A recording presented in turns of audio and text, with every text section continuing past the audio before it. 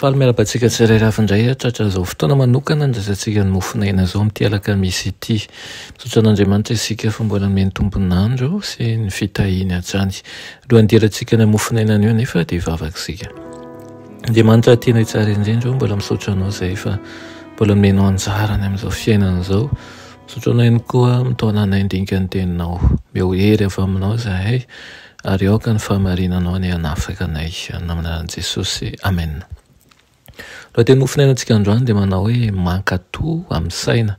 Ilaina Petera 2:1-10 manao hoe ary amin'izany dia mahazo toa kokoa ry rahalahy ampitoetra ny fiantsoana sy ny fifidianana anareo. Fa raha manao an'izany zavatra izany ianareo dia tsy ho tafitohina akory mandrakizay. Amen. Mendrika hamoizanao ny zavatra rehetra ny fiainana mandrakizay hoy Jesosy.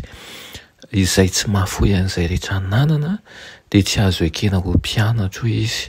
Izay tsy manao ninonina fa miandry fotsiny sy ny hery ambonin'ny herin'ny olombelona nery azy dia hiandry ao anatin'ny fanatsotrahana sy ny fahamaizinana. Efa nanome ny teniny Andriamanitra amin'ny fomba mahitsy sy mazava no itenenan'Andriamanitra aminao. Tsy ampy ve ny tena lokon'ny vavan'Andriamanitra mba hanehoana aminao ny adidinao sy handrisikanao hanatanteraka an'izany? Ireo izay mandinika ny soratra masina amin'ny mpanetretena sy fivavahana mba hahafantatra ny sitrapon'Andriamanitra dia tsy salasala momba ny adidiny amin'Andriamanitra. Satria raha misy olona tanao ny sitrapony dia halalany amin'ny fampianarana izy.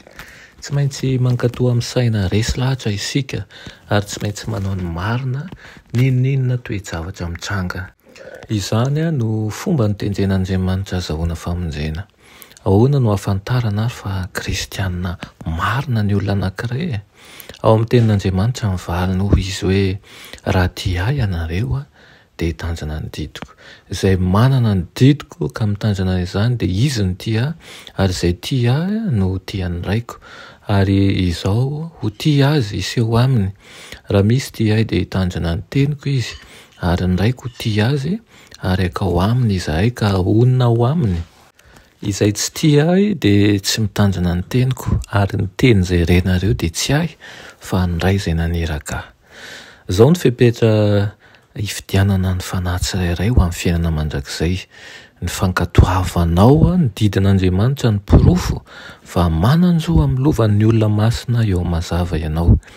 Misy toetra tsara ny tenjen'Andriamanitra nanantsika manokana ary izay mahatratra ny fenitra takiana amin'ny alalan'ny fahasoavan'Andriamanitra dia ho raisina tanandroa ao amin'ilay fanjakam-boninahitra.